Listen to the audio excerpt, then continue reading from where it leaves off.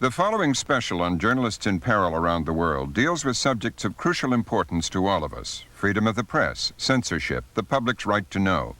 This program was completed shortly before the Gulf War began, making the issues raised here even more relevant.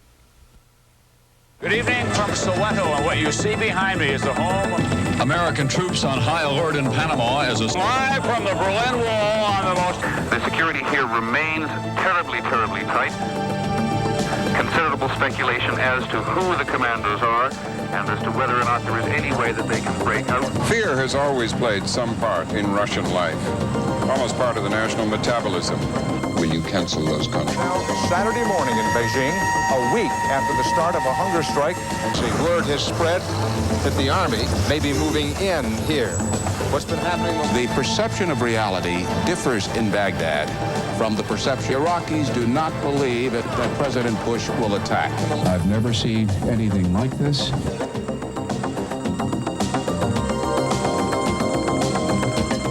I'm Robert McNeil. On behalf of my fellow anchors, welcome to Dangerous Assignments. That's the subject that brings us together here at the United Nations.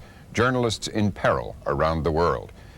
1990 was not a good year for journalists. 23 of our colleagues paid the ultimate price for doing their jobs. They lost their lives. Tonight, with the cooperation of the Committee to Protect Journalists, 3 dramatic stories about 3 courageous journalists, followed by some personal observations on the difficulties journalists face around the world. First up, Dan Rather with a report on the dangerous assignment of a journalist from Peru. Hugo Bustillos is a reporter who paid the ultimate price in a country where there is freedom of the press, but little protection for journalists. A country where half the people live under a military state of emergency with civilian rights suspended and a mounting toll of deaths. Among them, that of Hugo Bustillos. This is the story of his murder, the cover-up that followed, and the ongoing agony of Peru.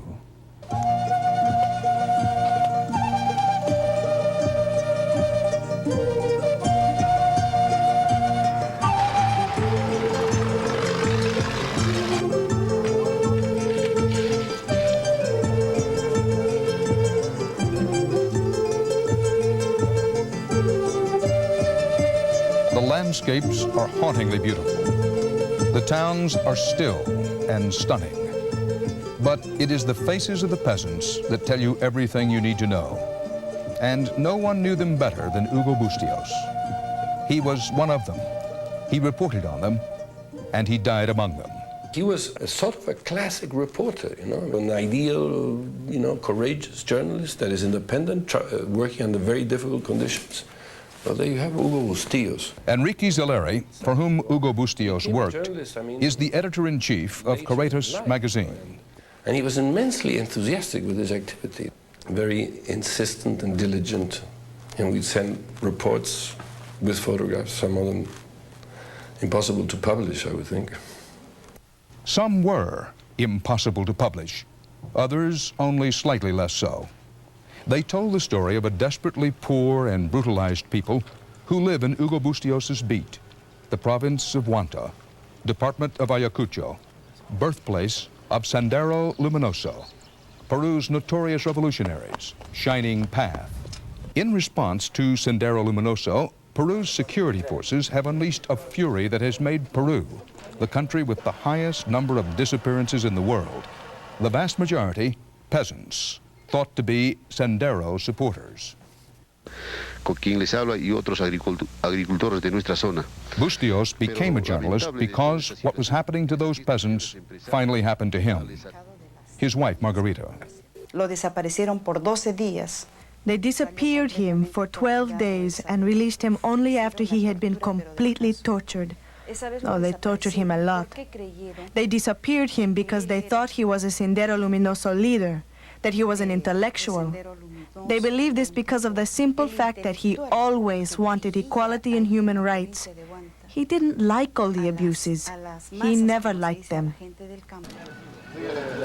Bustillos' fellow journalist at Caritas, Abilio Arroyo, shared his colleagues' frustrations. Why? Because reporters enjoyed freedom of the press, but little freedom of access in the emergency zones like Ayacucho. The security forces saw journalists as an obstacle to the counterinsurgency war because we were the witnesses to it. Then there was Sendero that wanted journalists to be their spokesmen and repeat their pamphlets and their messages word for word. The journalist who didn't fulfill those requirements and demands was threatened with death. Él parece que presenciaba o presentía ya su muerte. He seemed to have a foreshadowing of his own death. Near the end, he used to say, "I know they're going to kill me, Margarita, simply because I'm asking for justice for my people." He was preparing his children. He said, "They have to be ready to confront the crude reality of what's coming. I know that I'm going to die, but remember, I'm going to die for the truth." Por la verdad voy a morir. November 24th, 1988. Sendero Luminoso had called an armed strike, virtually paralyzing the entire area for a week. On a road just below Huanta lies the farming community of Arapata, where 2 murders had occurred the night before. Bustillos took off to check out the story.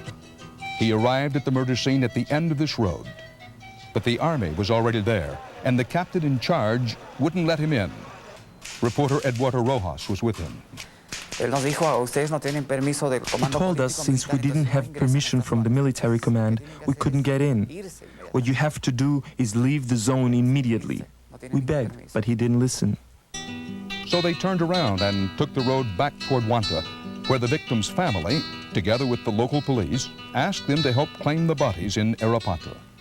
The captain of the military patrol said to the police, "With whose authority do you bring those journalists? I just kicked them out of here because they didn't have permission from the military command at Castro Pampa." When Hugo heard this, he asked the captain to please radio the military command to see if they would let us do our work. The answer came back, no. So the army kicked us and the police out. At this point, Bustillos knew there was only one way left to cover the murders: to get special permission from the army at the Castro Pampa military base, where 80 people had been disappeared that past summer alone. So Rojas, Bustillos, and Margarita made their way up the mountain behind Huanta to the base, whose commander was an officer using the alias Javier Landa Dupont. Bustillos had previously taken this rare photograph of Landa. It was about to be used by a special prosecutor to identify Landa's real name in order to charge him for a massacre of peasants nearby. Landa knew the snapshot had been taken by Bustillos. Landa Dupont came out, everybody greeted each other courteously, and then Landa took Hugo aside and talked with him privately for a while. So Hugo said to Landa, "You're not going to give us anything written?" No, I'll communicate with him by radio." "And Hugo, who's going with you? Is your wife going?" "No, just Rojas and I are going." And they said goodbye. So for the 3rd time that morning, Bustillos and Rojas drove their motorcycle down the hill to Arapata, past a police patrol with Rojas holding Bustillos' camera around his neck. We had gone about 400 yards beyond the police patrol when we heard some dry shots, dry noises. I remember my clothes were very hot and I saw bloodstains around my left lung. And Hugo started to yell, "We're journalists! Please don't shoot! We're journalists!" We had our IDs in our hand. And then we saw people shooting at us from the right side of the road and from a half-destroyed house on the left. And when Hugo began to fall over to his side, he said, "Eduardo, run, run. The people shooting aren't terrorists. It's not Sendero. Run." Then I turned around to see what was happening. And I saw someone put something on top of Hugo's body. All of a sudden, it exploded, and his body jumped up a bit. I saw 2 people there, and I could see them clearly. One of them had on a white T-shirt and blue jeans.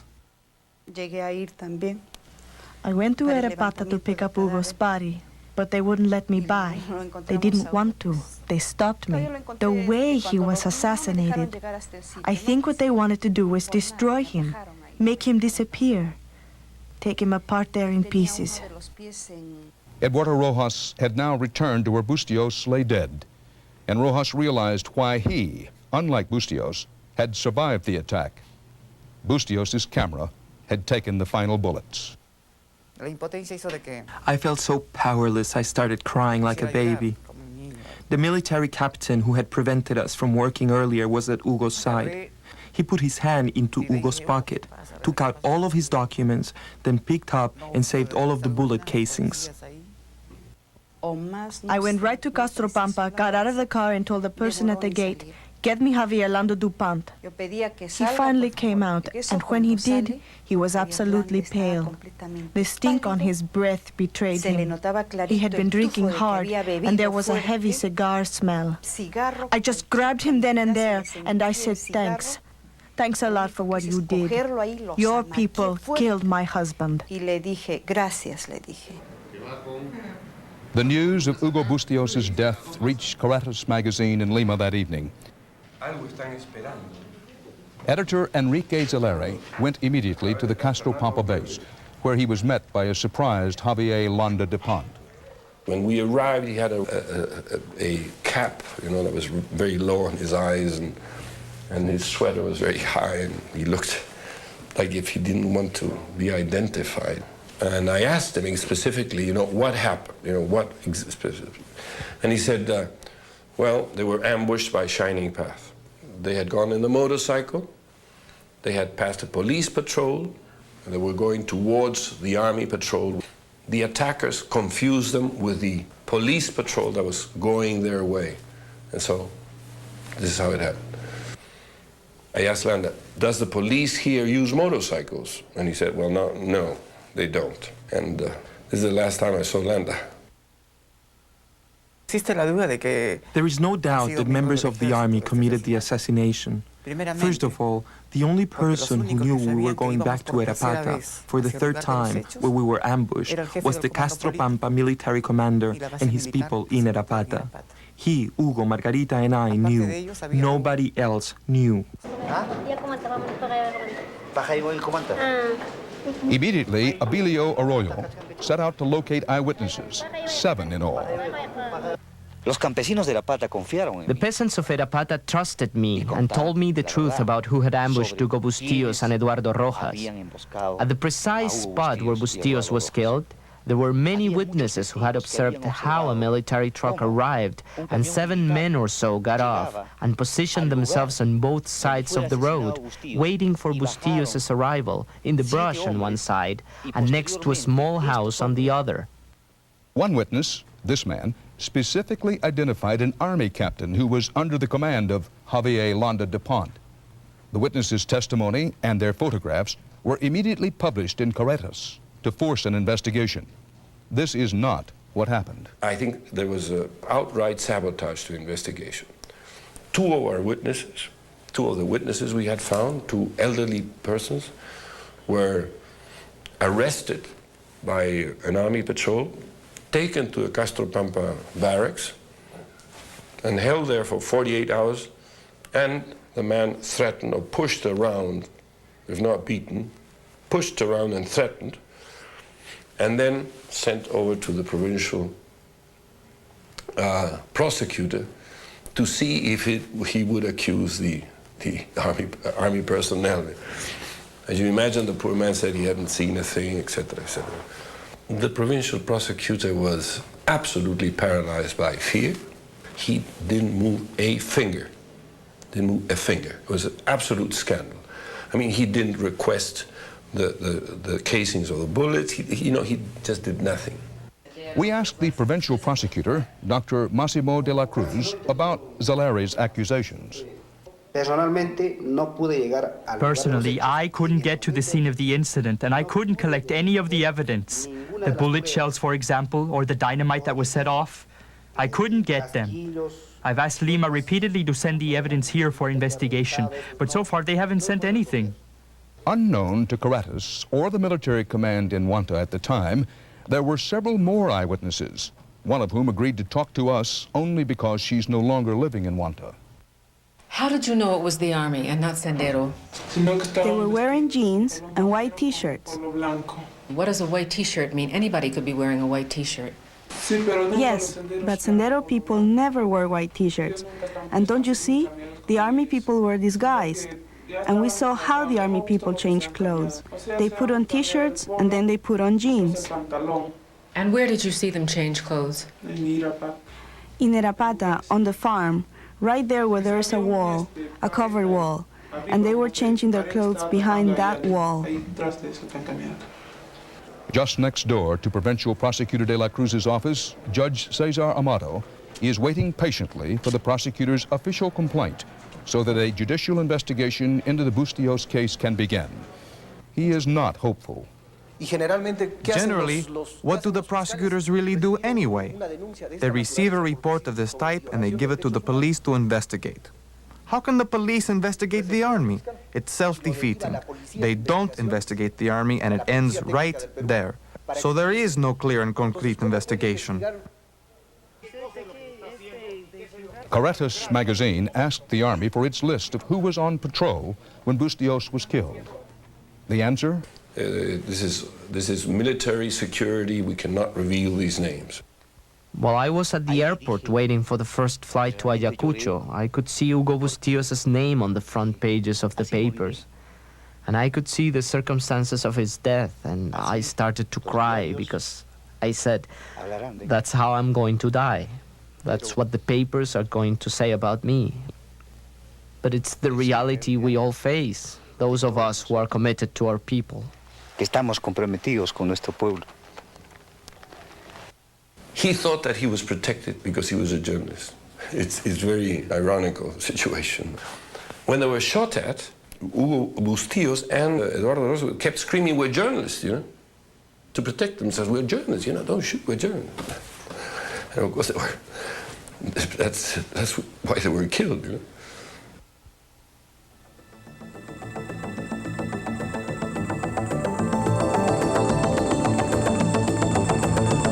When Marites Vitug set out to cover the destruction of a rainforest, she was putting herself in jeopardy. When you report on the environment in the Philippines, you test the rich and the powerful, and you encounter a legal system which presumes that criticism itself is libelous. Marites Vitug learned that when she went to a remote corner of the South China Sea. The island of Palawan. It is called the last frontier of the Philippines. Isolated, underdeveloped, a unique environment known for sheltering the Philippines' largest remaining tropical rainforest and most of its wildlife species.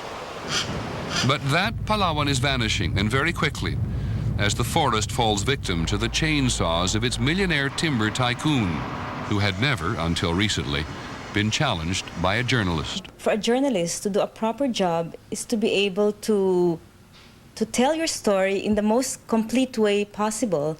And if in that method you ruffle the feathers of the powers that be, then that's part of the job. Marites Vitug is director of the Philippines Investigative Reporting Center and former fellow at Harvard and the London School of Economics. When all the forests will have been gone, then where will the people go? That is what Vitug set out to discover. In the fall of 1988, Marites Vitug and a Manila television team accompanied this man, Jose Pepito Alvarez, to Palawan aboard his helicopter. Under the Marcos regime, Alvarez, seen here toting a gun, had obtained the right to log 1/4 of Palawan's virgin rainforest. A multi-million-dollar concession he had, and according to the broadcast scripted by Vitug, violated by logging in areas he shouldn't have and illegally cutting endangered species of trees. In the long term, the environmental degradation will lead to loss of employment for people and loss of source of sustenance as well. Because he's a man who believes in patronage. That's the whole culture surrounding, I think, Mr. Alvarez and Palawan. It's patronage politics, a patron-client relationship. What kind of political patronage? According to a subsequent article Marites Vitug wrote for the Manila Chronicle, an ultra-cozy relationship between Jose Pepito Alvarez and Palawan's political heavyweight Ramon Mitra, Speaker of the House of Representatives and now candidate for the 1992 Philippine presidential race. Vitug reported that Speaker Mitra used Alvarez's helicopter for his political campaigns. And for a vacation in Australia, at a time when Alvarez was paying minimum concession fees to the Philippine government. What happened next was quite unexpected. According to the staff of the Manila Chronicle, he received a call saying that you tell Marites Vitug to stop writing about us, otherwise she'll be killed. But Vitug kept digging, and the research continued to build. Finally, in late November 1988, a cover story appeared in the Hong Kong-based Far Eastern Economic Review. Its title, The Plunder of Palawan. Its authors, James Cladd and Marites Vitug. We interviewed all persons possible, from government to Palawan to the worker in Mr. Alvarez's company. The review had so much impact. It's an international publication, and it was the first which put it together in a very comprehensive way. They reported allegations that Alvarez had provided timber to the army and the church, who then supported continued logging. That the floor-to-ceiling tree trunk holding up Ramon Mitra's hilltop home came from Alvarez's mill. And they described how Alvarez's logging operations were destroying people's lives by destroying their life support system, their rainforest. When logging goes on here, when trees are cut, then we lose the trees which are supposed to contain the waters from the heavy rains. So that's why the rain falls down and they erode the parts of the mountain and the sand, and they go over into the farmlands. The roads become impassable, and these floods occur many times. Cladd and Vitug found that logging roads invited farmers to slash and burn the forest even more. They found logging concessions that overlapped and logging laws that were not enforced. And they found report after report warning that Palawan's rainforest would be largely gone by the end of the century if the Alvarez operation continued full speed. A charge which Alvarez, who declined comment to us, had vehemently denied on an earlier television talk show. I maintain a battery of concession guards authorized, deputized by the DNR to watch over this area. You take me out there, everybody will come in. There's a very strong feeling for face. There's a very strong feeling for one's reputation. Melinda de Jesus is a media critic and editor-in-chief of the Philippine Journalism Review. No, reputation here is something that's built up separately, so that a public figure that is seen by many sectors as crooked, corrupt, will file a libel case where there is legal basis for doing so because of his sense of reputation. And that is what Alvarez did. He sued Dow Jones' prestigious Far Eastern Economic Review for $1.25 million. He persuaded the judge to impound thousands of copies of the magazine, an unprecedented move since democracy and press freedom had been restored in the Philippines. And he filed criminal libel charges against reporters James Cladd and Marites Vitug. I think filing a libel suit is a way of scaring of journalists. It's a message sent to journalists not to write about sensitive issues which hurt the powers that be. But only Vitug is legally vulnerable because only Vitug lives in the Philippines. That's what really scared me, my being alone here, alone to face the music.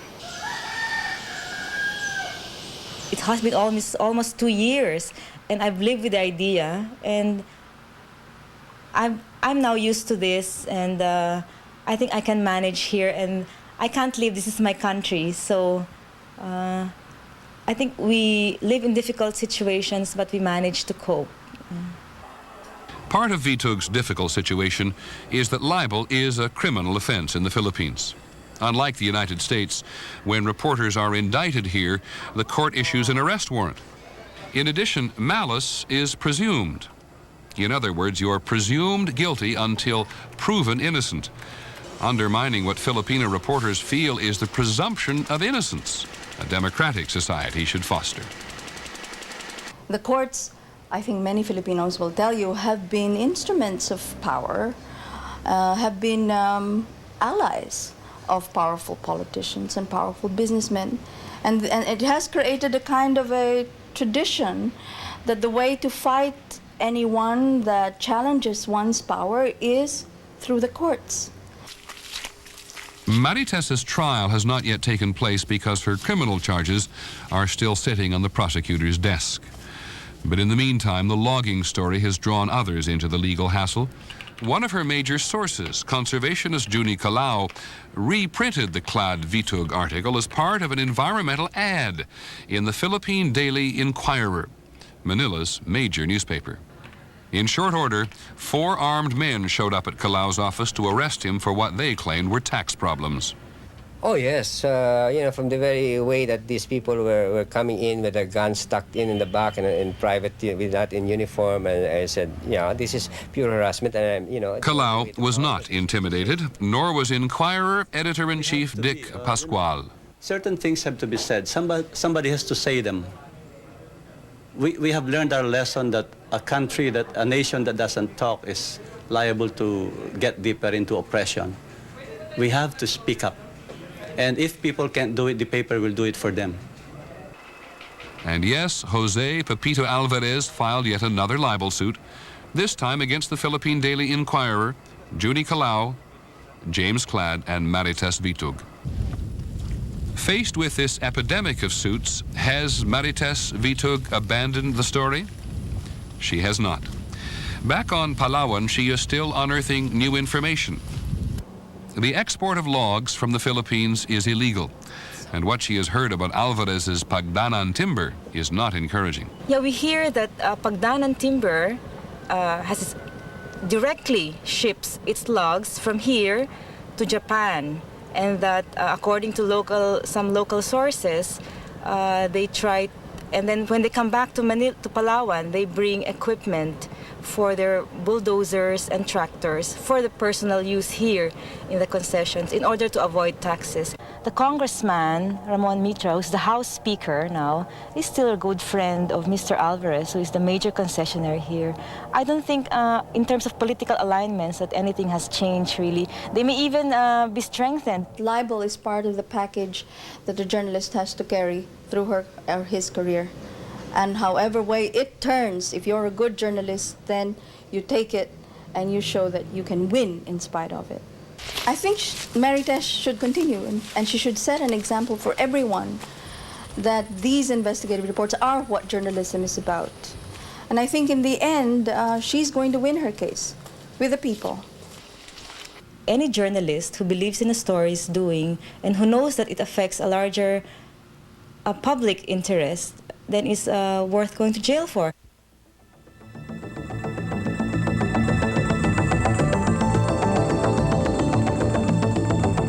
South Africa is on the brink of change, but for the millions of blacks who live there, the reality remains very much the same. A muckraking 39-year-old white newspaper editor named Max Dupree knows that reality all too well. It was Dupree's Afrikaner ancestors who created apartheid nearly a half-century ago. And only after years of working as a reporter did he finally see the system for what it is. Young black people in the townships, no jobs, no hope, desperate, grew up in a violent society. And we were the bogey people, we were the nasty guys. So hulle kan dit baie goed, maar hulle is ook 'n aksiegroep. 2 years ago, Max Dupree decided to change all of that. Now, in his own country, some people call him a traitor. What they're not used to is somebody clinging to his Afrikaner roots, but still fighting against apartheid and still saying, let's make one nation here. What Dupree did was to start the first Afrikaans language newspaper to oppose apartheid. It's called the Vrye Weekblad, or Free Weekly. On a budget of under $200,000 a year, with heavy financing from Europe, it has published a series of stories that have taken on the South African government like no other paper in the country's history. That may be why Dupree's friends and enemies alike call him Mad Max. Being mad? Yeah, I know a lot of people say we're mad. It's fine by us. We unorthodox and we unconventional. And I think it's a pity that not more of my colleagues in the newspaper field in South Africa had been prepared to be unorthodox and unconventional. The stories Dupree published that hit the government the hardest were on police death squads. They struck at the heart of apartheid's secret weapon, the South African government's security apparatus, which still is firmly in place. Reporter Jacques Poe broke the story. For many, many years, black political activists in South Africa have been harassed by the police. They disappeared.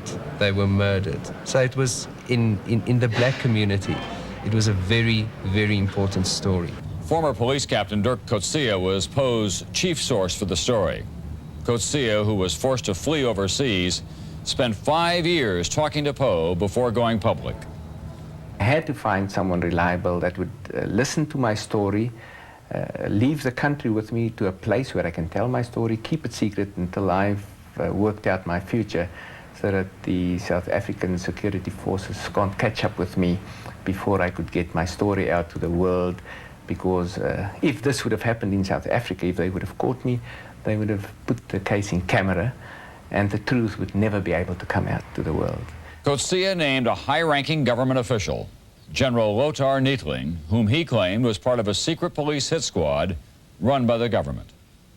And I worked with him basically as a link in the chain, security chain, with him supplying the poison and knockout drops for taking out activists and murdering them, abducting them.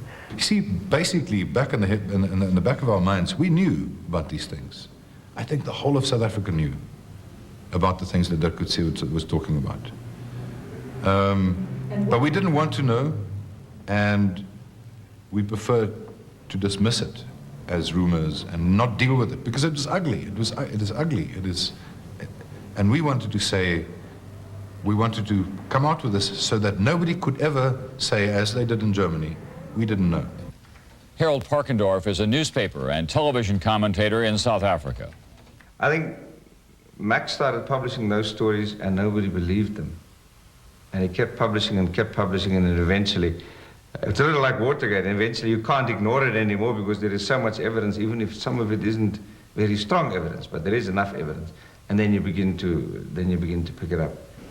Freya Viekablad's reporting on stories like the death squads unleashed a fury of right-wing violence against Dupree and his newspaper. I had my car sabotaged several times, so much so that the car broke down after they kept on loosening the wheel nuts. And every time I'd drive out of my driveway, the wheels would fall off. There were also death threats. Letters like this from the AWB, the so-called Afrikaner resistance movement, as well as a personal call to the newspaper. A midnight visit by 3 heavies from a right-wing group who came with attaché cases with Bibles and huge revolvers in it.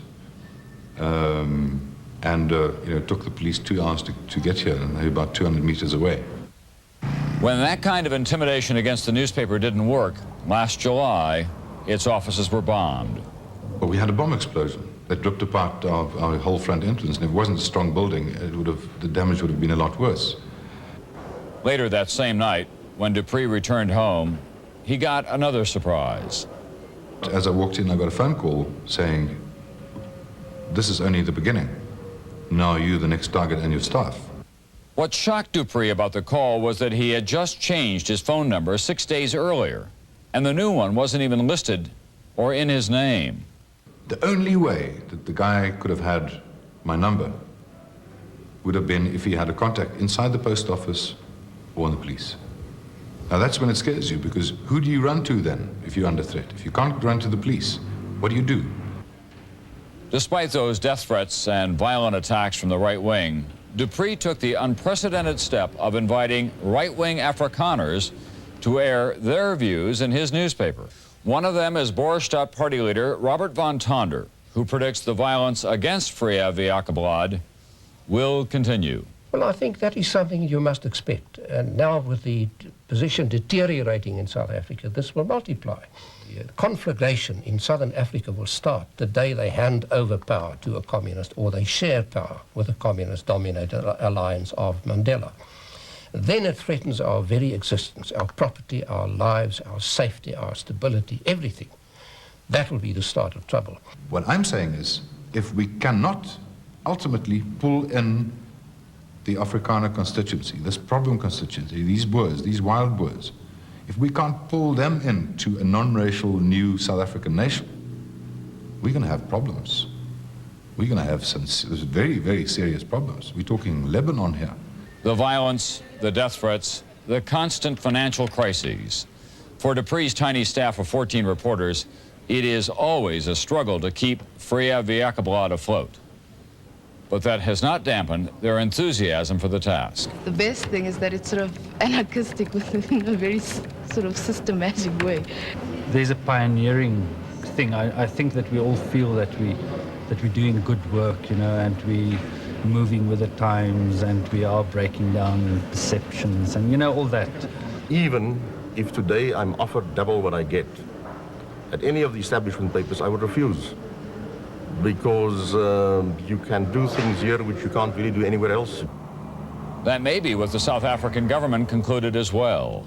Even before it began publishing, Freya Viakablad was in trouble.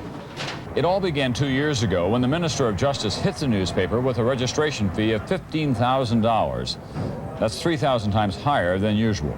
The minister said in his letter, there's a suspicion that we're going to serve the interests of enemies of the state and of banned organizations. What has happened is that it went out on a limb on a number of stories in which the security authorities in the country were directly involved. And if they think they have half a chance of getting at you through the law, then they will do so. That's exactly what happened when Freya Viakablad published a story on a professor who headed the Soviet Studies Institute at Stellenbosch University, which was being used as a front for national intelligence to spy on the African National Congress. We couldn't sit with that information and not publish it. There's no way. Because it's not only that institution. It's not only about this professor. That is just a symbol of what has been going on in our society. And we have to tell those people this can't go on any longer. When the Stellenbosch story hit the stands, Dupree was criminally charged by the government under the Internal Securities Act. They admitted that this guy worked for them, that they sent him to Europe, and then they charged me with exposing the identity of a state agent. The trial was held in secret, and Dupree was found guilty. This time, he got off with a stiff fine. We were at the courthouse the day of his sentencing. The fact that I have a choice and I don't have to go to jail is a bit of a relief. I'm very unhappy about the magistrate's statements about press freedom. What did he say? He said nothing untoward happened at Stellenbosch University, which had an institution that acted as a front for national intelligence. I think this statement that he made in court was not a good sign for press freedom in this country. That fact became all too clear right after the Stellenbosch verdict. Remember Freya Viakablad's stories on the police death squads? Under mounting pressure, the de Klerk government did finally appoint a one-man commission to investigate the allegations of Dirk Coetzee and other police officers. It was called the Harms Commission. If you go through this record of the Harms Commission hearing in London, you could see the judge was not a referee in this fight. He was actually getting into the ring as one of the players. I mean, I've never heard in my lifetime a judge using the word crap. His actual words was, how must I believe this crap you are telling me? Late last year, Judge Louis Harms found that there were no death squads in the South African police. He characterized Dirk Coetzee as a psychopath. I think with the detailed descriptions I've given on virtually every aspect of this atrocities, it is impossible to just whitewash me as a complete liar, sucking it all out of my thumbs. As for General Lothar Neethling, the government official Coetzee fingered for supplying the poison to murder political activists, he sued Freya Viakablad in what is the largest libel action in South Africa's history. Neethling, who declined to be interviewed, is just one of several top government officials who are suing the paper for libel. And who is paying their legal expenses? In the case of General Neethling, in the case of Brigadier Millet, in the case of Mr. Klaas van Lierus, the Attorney General, they're all financed by the state. This is what we find outrageous. In the end, it doesn't cost this man anything because the state picks it up. This case, this General Neethling case, the costs alone amount to almost R1 million. Now, for us, this is, I mean, that's the budget for the next 6 years. If Freya Viakablad loses those government-backed lawsuits, it could be forced to shut down. Even if that happens, Dupree says he would have no regrets. It's been more than worth it. I think we are quite proud to have done this service for our nation. I am not scared of the future. The goodwill among South Africans, the commitment to freedom and democracy and human rights is so fundamental. We're going to make it. We're going to make it, you know, and we will be a part of it. Not only Vrye Weekblad, but the Afrikaans people will be a part of it.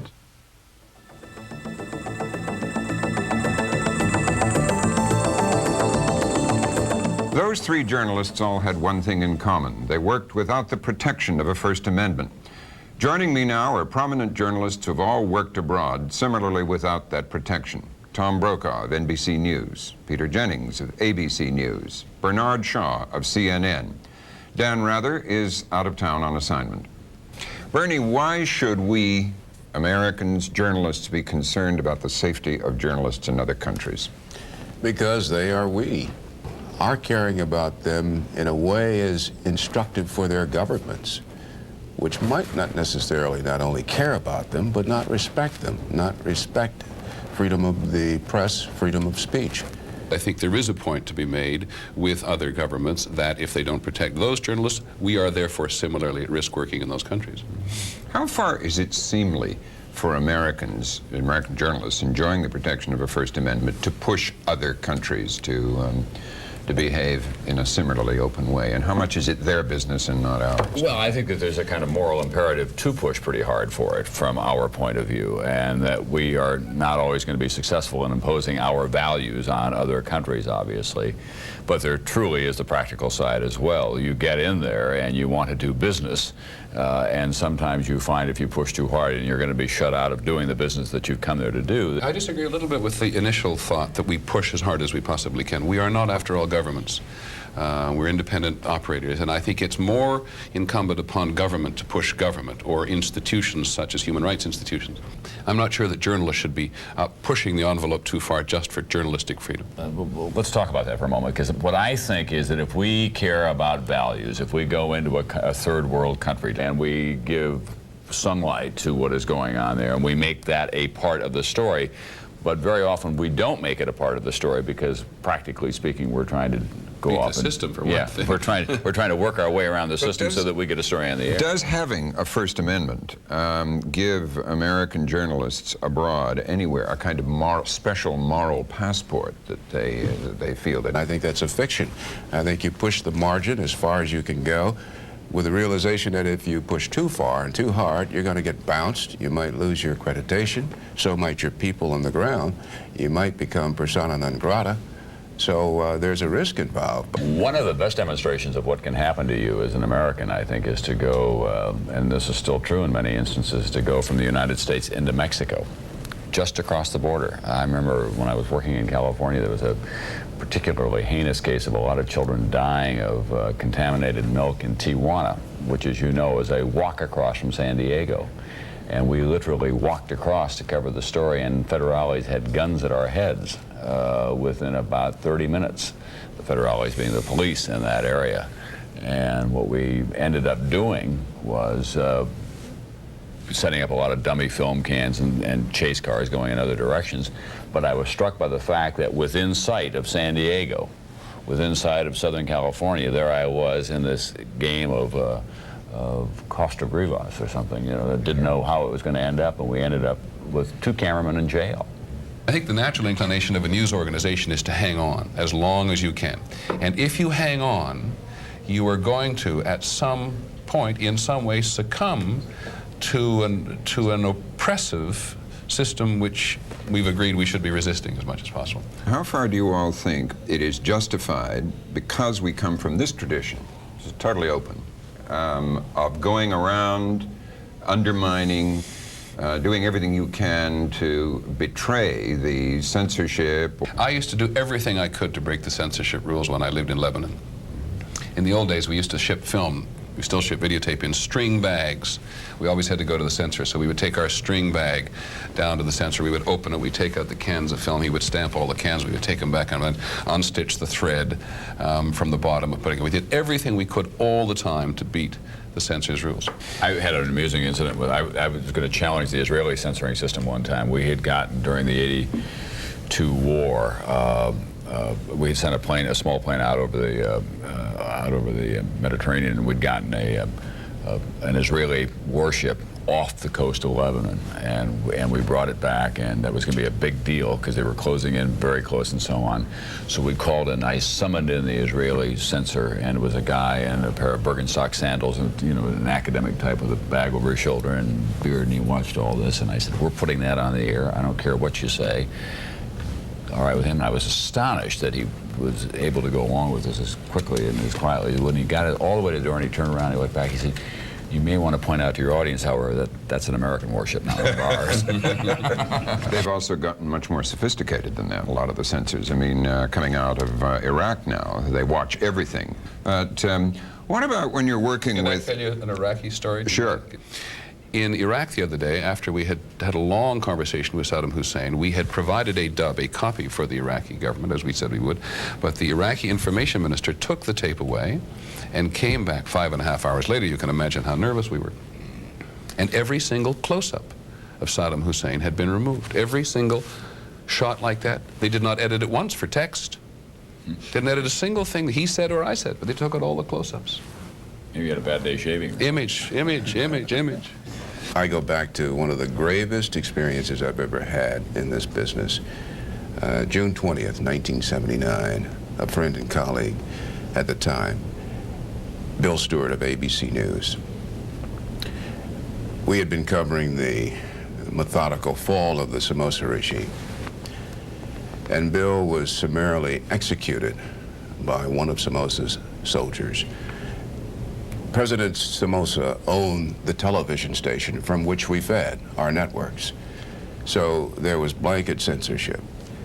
But the ABC News people were determined to get the word out, because initially the Somoza regime said that the Sandinistas had murdered our colleague. The cameraman was in the truck recording it, as we all know, but our audience perhaps may not know, and so the actual murder or execution was on videotape.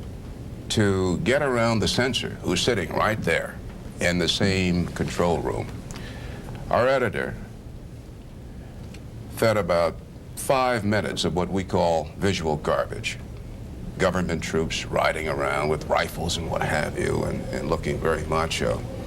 And once the censor was lulled, our editor just punched in this cassette, which was the entire sequence of Bill Stewart being commanded to kneel and then to get down on the ground, of the Somoza soldier walking over and with this M16 rifle, putting it at the base of his head and squeezing off one round, and you see Bill's body levitate. The censor did not realize what was happening until he saw the final minute or so. Then it was too late. By the time he reached for the button, the picture, the audio, everything was being re-recorded at ABC News here in New York. So that's an instance where you don't give a damn, you push the margin to get the word out. If there's one thing we should all have common cause about, it is to convince governments that in the long run they lose by censorship. I know of no government over time which has ever succeeded on this basis. You talked about the business of Bill Stewart. I mean, it turned this country around like that to kill a journalist. I was in Tibet a couple of years ago before the uprising of the monks. We had as an interpreter a young Tibetan woman who was very sympathetic to what we were attempting to do, but she, after all, worked for the Han Chinese. At one point, after about 3 days, we managed to slip the Chinese minder, and we took the camera portable and went off to the other side of the square, and I was showing pictures of the Dalai Lama, and the people were in almost a frenzy as a result of that. It became a point of almost war between Beijing and NBC News about what would happen to that footage. And then we left, and left behind the poor young Tibetan woman, which I think is a real dilemma that we all face wherever we go. The use of nationals when you go in and slip and slide around a system that's in place, or push it real hard, and then know that you're going to have safe passage out of the country. One of the things we do when we go to a country and we break censorship when we go outside is we affect the internal debate, because what we report on the outside gets back inside the country. So it isn't always that they're censoring us so that Americans won't see what we've been reporting, but so that people at home won't see what we've been reporting. One of the most instructive experiences that an American reporter can have these days is to go to Colombia, for example, which in this country is portrayed only one way. I mean, it is the playground of the cartel, and it is a place that has been terrorized. If you go down there, you'll meet some of the most sophisticated and best educated journalists that you'll find anywhere in this hemisphere. And courageous. And very courageous. And they'll talk to you about how complicated it is and how determined they are not to have their country slide away from them simply because of the way that we have reported on it from here. Let me turn to the Middle East, Bernie. The British journalist who went a couple of years ago, or a year and a half ago, to investigate the Iraqi progress on nuclear weapons, towards making a nuclear weapon, was caught and hanged. What influence has that had on reporting from Iraq, in Iraq? What has that done? First of all, you would have to assume that it's had a chilling influence. What happened to Farzad Bazov was chilling. While I was in Baghdad, along with doing my assignment, I was concerned that these people might make me a guest. And I was concerned that I not break any of their rules because of what happened to this fine journalist. He's answered the question. See, it's had exactly the effect they intended. It terrified us. Precisely. I even left my binoculars at our bureau in Amman. Binoculars. Because you... Well, I didn't want anyone thinking that because I, a journalist, had a pair of binoculars, I might be spying. There's no more threatening accusation to a reporter in the Middle East than to be called a spy. There are very few things that frighten me as much as that. I have been accused of being a spy in the Middle East, and it is something you just never get over it. Yeah. And it enrages you as well when you see these people. I mean, you know, the first thing you want to do is shake them and hold them up and expose them for what they are. The hanging of the journalist really has put a real chill on reporting out of Iraq. For instance, are any Western journalists, do you think, going in, would any journalist dare go into Iraq and attempt nowadays to do what he did? Under no circumstances, in my view, unless they were. Unless they were, and there are indeed some journalists who are prepared to risk much more than most for a story. Those who, for example, spent weeks walking into Afghanistan in pursuit of a story, I think very brave. Often freelancers. And, yes, very brave people.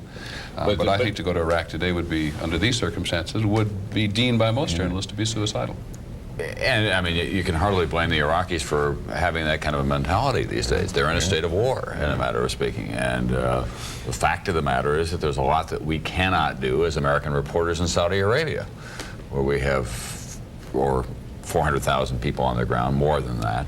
And it's on a very short leash there as well. And not just in dealing with the American troops. If you take a camera crew out into the streets of some Saudi city and you want to start interviewing Saudi citizens, your hands won't be cut off, but you'll be very quickly shut down by the Saudi officials. They don't want that to happen either. So it doesn't happen just on the Iraqi side.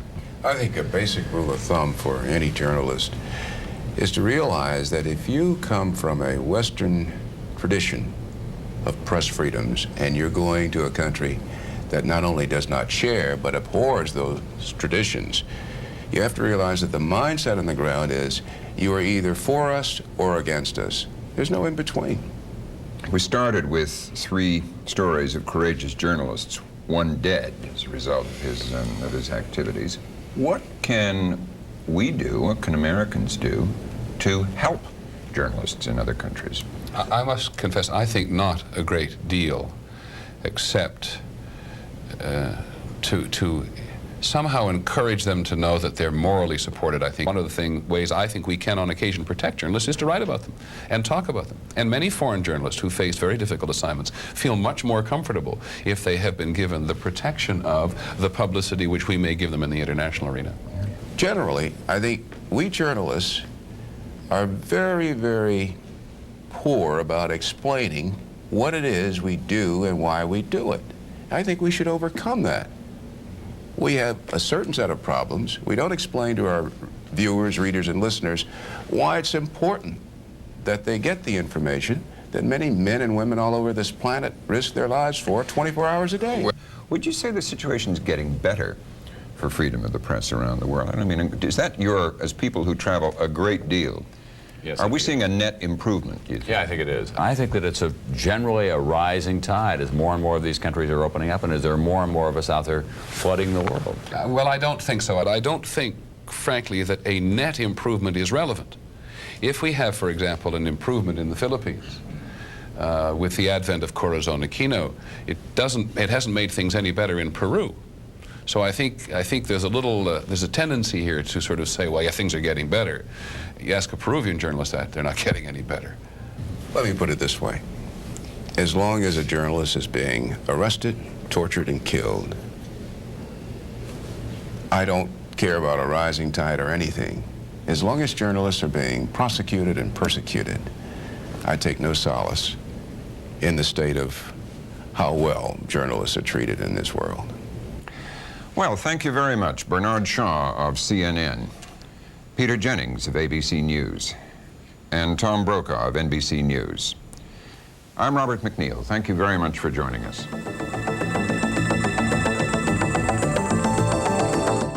Next on 11, Bill Moyers presents the results of a 15-year program that has strived to call attention to significant but neglected news stories. Stay tuned for Project Censored. Has identified and published the real identity of Javier Landa Dupont, the officer allegedly responsible for the death of Hugo Bustillos. Caritas is continuing to press for a complete investigation.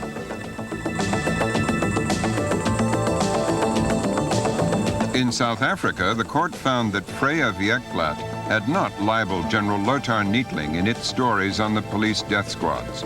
Max Dupree called it the biggest victory the South African press has seen in decades.